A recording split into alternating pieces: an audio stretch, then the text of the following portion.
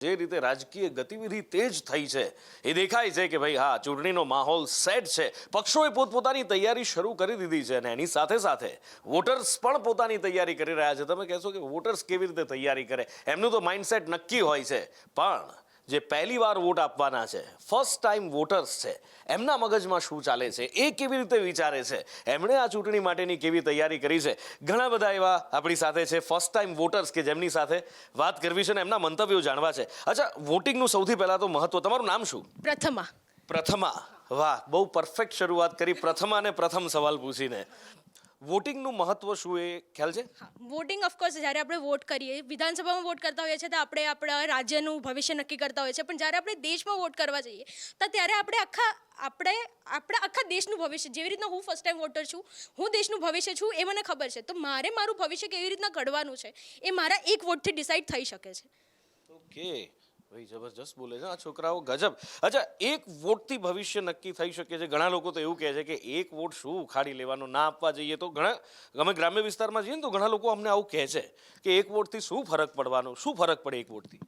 એક વોટથી ખાસો બધો ફરક પડી શકે છે. અને જેમ તમે કીધું, પહેલાં લોકો એવું માનતા હશે, બટ આજકાલના યુવા એ સમજે છે કે એક વોટની કિંમત શું છે.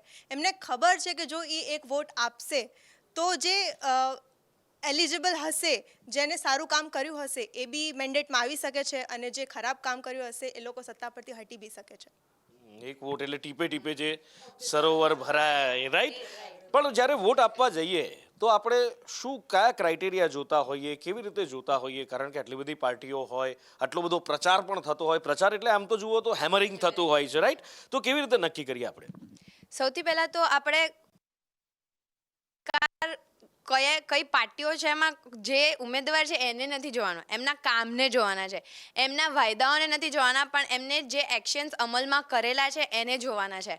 કે હવે આપણે ક્રાઇટેરિયાની જ વાત કરી રહ્યા છીએ તો આપણે જોઈએ કે એમને બેઝિક નીડ શું છે. Food, education, shelter, health ministry, આ બધી જ વસ્તુઓમાં એમને કઈ રીતે અને કયા લેવલ સુધી કામ કરેલું છે એ બધું જ અમારા દિમાગમાં હોવું જોઈએ. અને જે સારી રીતે બધી જ વસ્તુ પ્રોવાઈડ કરી શકતા હોય એ જ એલિજિબલ છે, એવું મારું માનવાનું છે. બિલકુલ, બહુ બહુ બહુ સાચી વાત કીધી કે જે જાહેરાતો અને વાયદાઓ થાય છે એ નહીં, પણ ગ્રાઉન્ડ લેવલ પર કામ કેટલું થયું છે. અચ્છા, તો એ ખબર કેવી રીતે પડે કે ગ્રાઉન્ડ લેવલ પર કામ કેટલું થયું છે? આ જાહેરાત આવી અથવા તો આ વાયદો કોઈ મંત્રીએ અથવા તો કોઈ નેતાએ કરી દીધો કે અમે આ કર્યું હતું, આ પૂરું કર્યું, એવું એમણે વાત કરી લીધી, પણ પૂરું થયું કે કેમ એ કેવી રીતે ખબર પડે? ઘણા એવા, હું આ શબ્દ ના વાપરી શકું કે એજન્ડા કે કંઈ પણ, બટ ધ થિંગ ઇઝ કે આપણને ખબર પડે કે પહેલાં શું સ્થિતિ હતી ને હવે શું સ્થિતિ છે. ઉદાહરણ તરીકે આપણે રહી શકીએ છીએ કે એક વાયદો કરેલો છે એમને કે પાણી કે ટોયલેટ ઘરમાં હશે, તો હવે ખબર પડે કે કેટલી સફાઈ છે આપણા જ શહેરમાં. અગર હું આટલા વર્ષોથી આ જ શહેરમાં રહું છું તો મને દેખાઈ આવે કે ના, સરકારે કામ પૂરતું કર્યું છે કે નથી કર્યું, એ એક અમને અહેસાસ પણ થાય, જોવાના નજરિયાથી પણ ખબર પડે. અને આપણા મોટા લોકો જે આપને જે સાચી શિખામણ આપતા હોય ને, એ પણ એમની પાસેથી બી જાણવા મળે કે ના, આ શહેરમાં પહેલાં આવું હતું ને હવે સ્થિતિ આવી છે, એવી રીતે પણ ખબર પડે. બાકી ઘણી બધી એડવર્ટાઇઝમેન્ટ્સ બી આવે છે, ઘણા બધા પેમ્પલેટ્સ હોય છે, ઘણા બધા બ્લોગ્સ છે, અને આજકાલ તો ડિજિટલ મીડિયાનો જમાનો છે, તો બધું જ સોશિયલ મીડિયા ઉપર અવેલેબલ છે. પણ દેટ ડઝન્ટ મીન કે આપણે અમુક વિડીયોઝ કે અમુક ફોટોઝ ઉપર રિલાય કરી દઈએ એકદમ તરત ને તરત. એ જ વાતની પૂર્તિ કર્યા બાદ જ આપને ખબર પડે કે શું સાચું છે શું નથી. બેને જે કીધું ને ભાઈ, આગળ આવો. એમણે કીધું કે જે સરકારે કામ કર્યું છે કે નહીં એ દેખાય ને એના ઉપરથી અમે નક્કી કરીએ.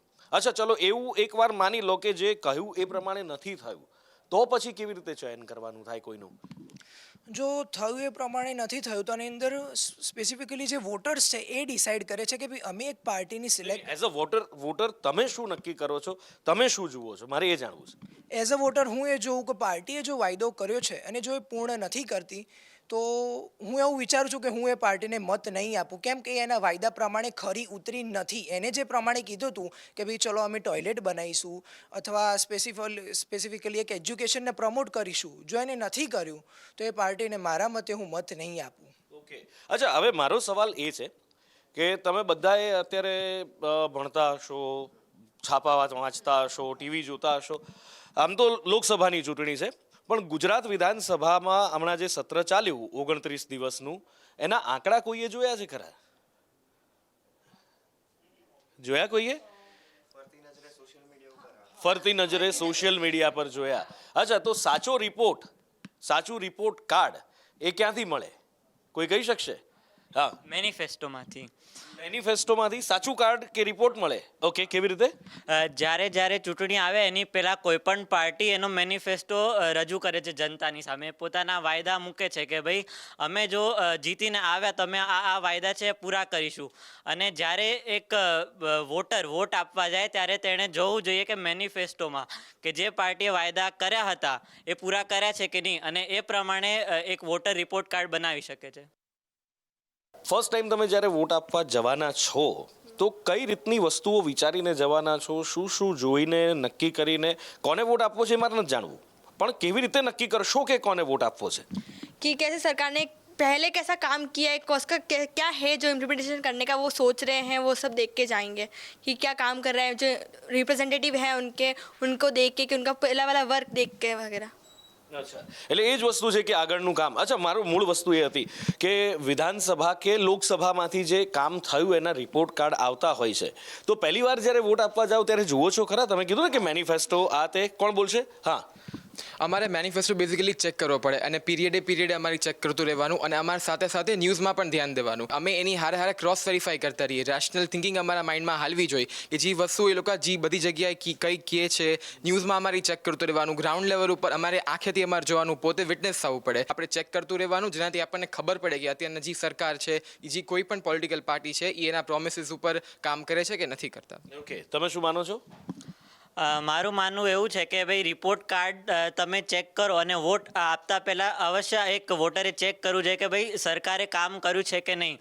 અને હું એક બીજો મુદ્દો કહીશ કે વિચારધારા, કે આજકાલની પાર્ટીઓ વિચારધારાને ફોલો કરતી નથી, જે એક ખરાબ બાબત છે. કારણ કે પહેલાંની પાર્ટી આપણે જોઈએ તો વિચારધારાને ફોલો કરીને જ કામ કરતી હતી, પણ હવે એ ઓછું થતું જાય છે. જે વિચારધારા એટલે શું? વિચારધારા કોને કહેશો? કારણ કે બહુ મોટો શબ્દ છે વિચારધારા. તમે જે કહી રહ્યા છો એ બહુ એટલે બહુ વાસ્ટ એની ડેફિનેશન થઈ શકે, પણ તમે કોને વિચારધારા માનો છો?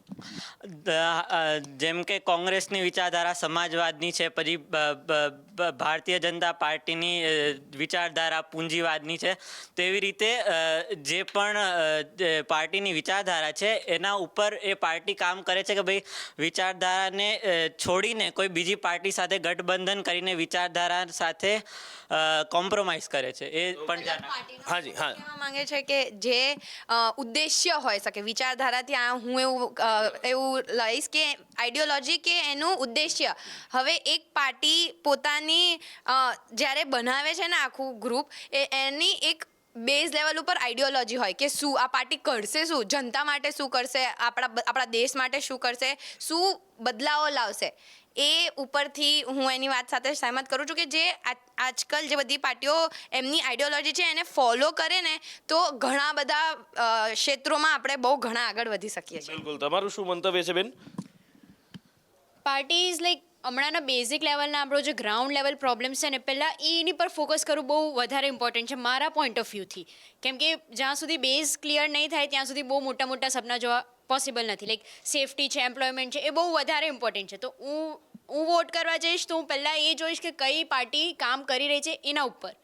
ધેન ઓનલી મેં મારો પહેલો વોટ નાખીશ.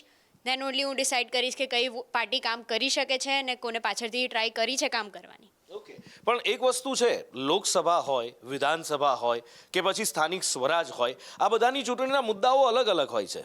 લોકસભાના મુદ્દાઓ અલગ, વિધાનસભાના મુદ્દા અલગ. તો હવે આમાં જોવાનું કેવી રીતે, નક્કી કેવી રીતે કરવાનું, એ કોઈ આઈડિયા ખરો? અમે રોજ ન્યૂઝપેપર વાંચતા હોઈએ છીએ, રોજ ટીવી સમાચાર જોતા હોઈએ છીએ, પણ એ પાર્ટી શું કાર્ય કરે છે કે શું નથી કરતું એ અમે ડિસાઇડ કરીશું, એના કામ જોઈશું. એ લોકો એ કામ એના ન્યૂઝપેપર કે ટીવીમાં બતાવતા નથી, પરંતુ અમે જ્યારે વોટ કરવા જઈશું તો પહેલાં એ કાર્યને પણ જોઈશું અને પછી અમારો વોટ આપીશું. અચ્છા, એટલે પહેલાં તો એ અધ્યયન કરવું પડશે. આગળ આવો બેન, કે કઈ ચૂંટણીમાં કયા મુદ્દાઓ જોવા, કે એ બહુ મેટર નથી કરતું? નહીં, મેટર કરે છે. કારણ કે ઘણા બધા મુદ્દાઓ જે અત્યારે ચાલતા હોય છે એ જોવા પડે. જેમ કે અત્યારે સેફટી અને બધું હોય છે, તો અત્યારે વધારે ઇમ્પોર્ટન્ટ હોય છે. સિટી વાઇઝ જોઈએ, અને પછી પોલ્યુશન હોય છે અને બધું. ઘણી વખતે સરકાર કાઢે છે, જેમ કે દિલ્હીમાં હતું કે ઓડ એન્ડ ઇવનનું છે, બટ એનું પાલન થાય છે કે નહીં, એ બધું જોવું એ પણ અત્યારે બહુ ઇમ્પોર્ટન્ટ છે. ઘણી બધી વાતો આ ફર્સ્ટ ટાઈમ વોટર્સ સાથે થઈ, અને વિચારવાનો એક સવાલ મને આવ્યો કે જ્યારે આપણે વોટ આપવા જઈએ છીએ તો શું આપણે આટલું બધું વિચારીએ છીએ? સવાલ વિચાર માંગી લેવો છે ને. કેમેરામેન નરેશ વાડેર સાથે નુપુર પટેલ, સંદેશ ન્યૂઝ, અમદાવાદ.